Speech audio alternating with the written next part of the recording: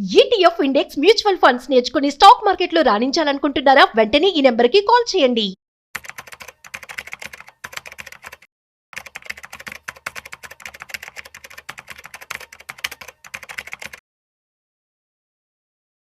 ₹50,000 కోట్ల colocation scam by NSC 2009లో జరిగింది. అసలు స్కామ్ ఏంటి? అదేవిధంగా ఇప్పుడు సెబీకి ఎన్ఎస్సి 1388 కోట్ల రూపాయలు చెల్లించడానికి సిద్ధమైంది. సో అండ్ త్వరలో వాళ్ళు ఐపీఓకి రాబోతున్నారు. సో దీనికి సంబంధించి అసలు ఇందులో ఇన్వెస్ట్మెంట్ చేయొచ్చా, అండ్ దీని గురించి మనం ఈ అంశాన్ని ఎలా తీసుకోవాలి, ఈ స్కామ్ గురించి పూర్తి సమాచారం ఇవాళ మనతో చెప్పడానికి ఫైనాన్షియల్ ఎక్స్పర్ట్ అనిల్ కుమార్ బచ్చు గారు ఉన్నారు. సో వారి మాటల్లోనే మరింత సమాచారం అడిగి తెలుసుకుందాం. So hi, hello, namaste, welcome to Suman TV. నేను మీ Rajiv Pasupuleti. So hi sir, namaste. Namaste అండి. యా సార్, ఎన్ఎస్సి సో చాలా మందికి తెలుసు, ఫేమస్ అంతా కూడాను. సో ఈ స్కామ్ 2009లో జరిగింది, ఏదైతే 50,000 కోట్ల కోలొకేషన్ స్కామ్. అసలు ఎందుకు జరిగింది, ఏంటి, ఎలా జరిగిందంటే ఏం చెప్తారు? సో ఫస్ట్ థింగ్ ఏంటంటే రిలవెన్స్ ఏంటంటే ఐపీఓకి వస్తుంది ఎన్ఎస్సి త్వరలో. అండ్ ఎన్ఎస్సికే నియర్లీ 80% మార్కెట్ షేర్ ఉంది ఇండియాలో. ఎన్ఎస్సి, బిఎస్సి, వేరే స్టాక్ ఎక్స్చేంజెస్ ఉన్నాయి. NSE is the major player అనమాట. ఇన్ని రోజులు కూడా వాళ్ళు ఐపీఓకి వద్దామని వెయిట్ చేస్తున్నారు, బట్ సెబీ పర్మిషన్ ఇవ్వలేదు. అంటిల్ అండ్ అన్లెస్ మీరు ఈ స్కామ్ అప్పుడు జరిగింది ఏదైతే బయటపడిందో వాళ్ళు చాలా మంది పనిష్ అయ్యారు, బట్ దానికి తగ్గట్టు పనిష్మెంట్ తో పాటు ఫైన్ కూడా కట్టాలి అని సెబీ అడుగుతా ఉంది. రీసెంట్ గా ఒప్పుకున్నారు. ఇప్పుడు నంబర్ కూడా వచ్చేసిందంటే 1388 కోట్లు ఒప్పుకుందనమాట. సో ఇందులో ఇన్వెస్టర్స్ కి కొంచెం తెలియాల్సింది ఏంటంటే ఈ కోలొకేషన్ స్కామ్ ఏంటి అని చాలా మంది అడుగుతూ ఉంటారు. ఫస్ట్ థింగ్ అది తెలుసుకుందాం. సైమల్టేనియస్లీ దీనివల్ల నాకు ఎప్పుడు ఇబ్బందులు ఉన్నాయో కూడా తెలుసుకోవచ్చు. సో ఫస్ట్ థింగ్ వచ్చేసి ఎన్ఎస్సి ఏంటంటే 2009లో కోలొకేషన్ అనే అవకాశాన్ని కొద్దిమంది ట్రేడర్స్కి ఇచ్చింది అనమాట. సో ఏం జరిగింది, కొద్దిమంది బ్రోకర్స్ ఎవరైతే ఉన్నారో, స్టాక్ బ్రోకర్స్ బేసికల్లీ, సో వాళ్ళ సర్వర్ని కూడా ఎన్ఎస్సి డేటా సెంటర్ దగ్గరే పెట్టేశారనమాట. సో దీనివల్ల ఏమైందంటే కొన్ని micro seconds, huge advantage, huge time కాదు, కొన్ని మైక్రో సెకండ్స్ యొక్క లైవ్ మార్కెట్ డేటా ముందే అవైలబుల్, మేబీ ద ప్రాఫిట్ కూడా వాళ్ళే తీసేసుకున్నారు, ముందే అవైలబుల్ ఉంది అనమాట. సో ఫ్రంట్ రన్నింగ్ చేసే అవకాశం ఉంది. సో దీని ఏంటంటే మార్కెట్ మ్యానిపులేషన్ జరిగింది అనమాట. తెలియకుండానే మార్కెట్ మ్యానిపులేషన్ అయితే పక్కా జరిగింది. ఓకే. సో దానివల్ల నియర్లీ 50,000 కోట్ల వరకు లాస్ అయింది అని ఒక ఎస్టిమేట్ అనమాట. సో ఇది ఎప్పుడు జరిగిందంటే 2010 నుంచి 14 మధ్యలో జరిగింది ఈ స్కామ్ అంతా. 9లో మొదలైంది కోలొకేషన్ది, 14 వరకు ఇది జరిగింది.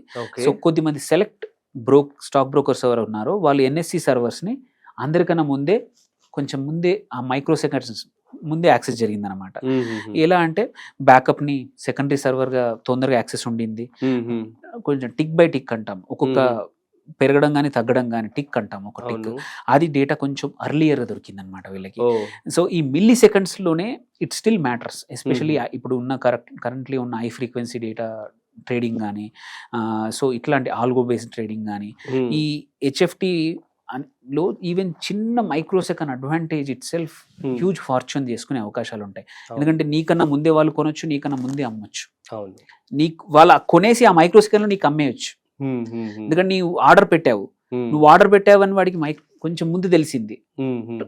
వాడి సిస్టమ్ స్ట్రాంగ్ ఉందనుకోండి, ఆటోమేటెడ్, నువ్వు 52 రూపాయలకు పెట్టావు, వాడికి 51.80 పైసలకు దొరుకుతుంది. నీది కొంచెం స్లోగా ఉన్నావు, నువ్వు పెట్టావు, నువ్వు ఓకే, బట్ నీకన్నా ముందే వాడు 51.80కో 82కో కొనేసి మీకు 52కి అమ్మేశాడు. అంటే 10-12 పైసలే తేడా ఉండొచ్చు, బట్ వాల్యూమ్ పెద్దగా ఉంటుంది. Over a period of time huge లాభాలు వచ్చాయన్నమాట. సో ఈ ఫ్రంట్ లైన్ ట్రేడ్స్ వల్ల, ఈ ప్రైస్ మూమెంట్స్ ని ఎక్స్ప్లాయిటేషన్ చేయడం వల్ల నియర్లీ 50,000 కోట్లు అన్ఫేర్ ప్రాక్టీసెస్ వల్ల మోసపోయారు అనేది అప్పుడు జరిగిందనమాట. సో 2015లో ఒక విజిల్ బ్లోవర్ ఈ విషయం అంతా బయట పెట్టాడు. ఇట్లా కొద్ది మందికి సెలెక్టివ్ యాక్సెస్, కొంచెం సెలెక్టివ్ గా అడ్వాంటేజ్ దొరికిందని. సో దాని వల్ల సెబీ ఇన్వెస్టిగేషన్స్ జరిగాయి, సిబిఐ రేడ్స్ జరిగాయి, సో అన్ని జరిగాయి. దాని తర్వాత ఆడిటింగ్ జరిగింది డిలాయిట్, మళ్ళీ ఈవై ద్వారా.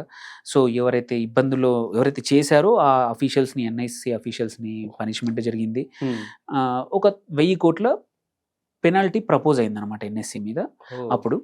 సో అది ఇంకా పెండింగ్ లో ఉండింది. సో ఇప్పుడు 1,000 కోట్ల పెనాల్టీ, 1,000 కోట్ల 50,000 కోట్లు అంటే అది ఎవరిదో తెలియదు కాబట్టి ఆ నంబర్ 50,000 కోట్లు. But it's difficult to pin point, అంటే ఎవరి డబ్బులు పోయాయి, ఎంత పోయింది అనేది, బట్ ఎస్టిమేట్ అనమాట. బట్ ఇట్లాంటి ముందు జరగొద్దు అంటే పెద్ద పెనాల్టీ పడితే ఏంటంటే ఒక ప్రొహిబిషన్, నెక్స్ట్ టైం ఈ తప్పు చేయకుండా వేరే కంపెనీ కానీ వేరే వాళ్ళు కానీ కొంచెం జాగ్రత్తగా ఉంటారు అనమాట. సో అందుకే సెబీ ఈవెన్ ఎన్ఎస్సి లాంటి పెద్ద స్టాక్ ఎక్స్చేంజ్ కూడా 1000 కోట్ల పెనాల్టీ ప్రపోజ్ చేసింది. సో ఏంటంటే ఇది ఈ నెట్వర్క్ ఇది ఇష్యూ ముందు వరకు వెళ్ళింది. కాకపోతే ఏంటంటే ఇవన్నీ ఇప్పుడు ఎన్ఎస్సి ఐపీఓకి వస్తుంది కాబట్టి ఈ ఇబ్బందులన్నీ వెళ్ళిపోవాలి, వైప్అవుట్ చేసి క్లీన్గా రావాలి మార్కెట్కి అని వెయిటింగ్ అనమాట. సో అందుకే ఒక 1165 crores మనం వాళ్ళు సెటిల్మెంట్ ఒప్పుకున్నారు. దాంతోపాటు ఇంకొక చిన్న డార్క్ ఫైబర్ అంటే డైరెక్ట్లీ వాళ్ళ డేటా సెంటర్స్ నుంచే కొన్ని మంది బ్రోకర్స్కి యాక్సెస్ ఇచ్చారనమాట కనెక్షన్. ఆ స్కామ్ కూడా కలిపి 223 కోట్లు కలిపి మొత్తం 1388 crores ఫైన్ కట్టడానికి ఒప్పుకుందనమాట. సో ఇట్ ఈస్ మన సెబీ ఇన్ హిస్టరీలో ఇంత పెద్ద లార్జెస్ట్ సెటిల్మెంట్ ఇంతవరకు ఎప్పుడు ఎవరు ముందుకు రాలేదు. సో ఏంటంటే ఇప్పుడు వాళ్ళ బుక్స్ క్లీన్ బుక్ చేస్తా ఉన్నారు కాబట్టి మార్కెట్లో మళ్ళీ ట్రస్ట్ గెయిన్ చేయాలనుకుంటున్నారు కాబట్టి ఇంతకుముందు మాది జరిగిపోయింది, ఇప్పుడు మాత్రం అందరికీ ఈక్వల్ యాక్సెస్ ఇస్తాము, అందరికీ సేమ్ ఇస్తామని చెప్పడానికి. సో ఈ ఫైన్ యాక్సెప్ట్ చేసిన తెల్లవారి నెక్స్ట్ డే నుంచే సెబీ యాక్సెప్ట్ చేస్తే ఎన్ఎస్సి ఎప్పుడైనా ఐపీఓకి రెడీ అవ్వచ్చు అనమాట, తొందరలో రావచ్చు.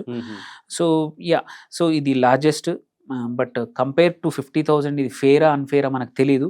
బట్ కాకపోతే ఏంటంటే ఇట్లాంటి ఏవైతే ప్రాసెస్ ఏదైతే ఉందో ఐడెంటిఫై జరిగింది. ఫ్యూచర్లో ఇలాంటి కాకూడదు అంటే మాత్రం ఇలాంటి ఫైన్ అనేది కంపల్సరీ కావాలి, అప్పుడే భయాలు ఉంటాయి మిగిలిన స్టాక్ ఎక్స్చేంజ్లు. బికాస్ మల్టిపుల్ స్టాక్ ఎక్స్చేంజెస్ వస్తున్నాయి, డెరివేటివ్స్లో కానీ కమోడిటీస్లో కానీ అన్నిట్లలో కూడా ఎంసీఎక్స్ ఉంది, మల్టిపుల్ స్టాక్స్ ఉన్నాయి. ఈ స్పేస్లో ఉన్నప్పుడు సెబీ స్ట్రాంగ్గా ఉండడం చాలా ఇంపార్టెంట్. ఇట్ ఈస్ అప్రిషియేటివ్ ఏంటంటే ఇన్ని రోజులు దాన్ని ఆపేసింది, మీరు కట్టేంత వరకు క్లియర్ చేసేంత వరకు ఐపీఓ అలో చేయలేదు. That's a good thing. So hopefully this అయిపోయాక వేరే ఎక్స్చేంజ్లు కానీ వేరే బ్రోకర్లు కానీ ఇట్లాంటి మ్యాల్ ప్రాక్టీసెస్ రాకుండా ఇన్వెస్టర్స్ మనీ జాగ్రత్తగా ఉండడం, అండ్ ఇన్వెస్టర్స్ కూడా సిస్టమ్ మీద నమ్మకం కలగడం చాలా ఇంపార్టెంట్. సో కష్టపడి సంపాదించిన డబ్బులు నువ్వు స్టాక్ మార్కెట్లో ఇన్వెస్ట్ చేసినప్పుడు నీ డబ్బులు అనేది మిస్యూజ్ అవ్వకుండా, ఇట్లాంటి అడ్డదారి ప్రాక్టీసుల వల్ల డబ్బులు నష్టపోకుండా ఉండడం అనేది ఇన్వెస్టర్స్ రైట్. సో హోప్ఫుల్లీ ఇది ఒక లెసన్గా ఉండి నెక్స్ట్ ఇట్లాంటి స్కాములు రాకుండా ప్రాసెస్ అందరికీ ఈక్వలెంట్గా డెమోక్రటిక్గా అందరికి ఒకే రకంగా ఉండడానికి అవకాశాలు ఉండాలని ఆశిద్దాం. సెబీ అట్లాగే స్ట్రాంగ్గా ఉంటుందని అనుకుంటాం. Super sir, thank you so much. So guys చూసాం కదా, so NSE, so National Stock Exchange, so ఇదే ఇంత ఒక స్కామ్కి పాల్పడిందంటే చాలా గౌరవమైన విషయమని చెప్పాలి. So whatever it is, వాళ్ళు మళ్ళీ ఇప్పుడు ఐపీఓకి రాబోతున్నారు కాబట్టి అందులో భాగంగా సెబీకి వాళ్ళు 1388 కోట్ల రూపాయలు ఇవ్వడానికి సిద్ధంగా ఉన్నారని చెప్పడం జరుగుతుంది. So that's it. సో మరొక ఇంట్రెస్టింగ్ కామెంట్తో మళ్ళీ కలుద్దాం. మీకు ఏమైనా డౌట్స్ ఉన్నట్లయితే ప్లీజ్ కామెంట్ చేయండి, మేము మీకు రిప్లై ఇస్తాము. That's it. So thanks for watching, and మరొక ఇంట్రెస్టింగ్ కామెంట్తో మళ్ళీ కలుద్దాం. అంతవరకు చూస్తూనే ఉండండి సుమన్ టీవీ.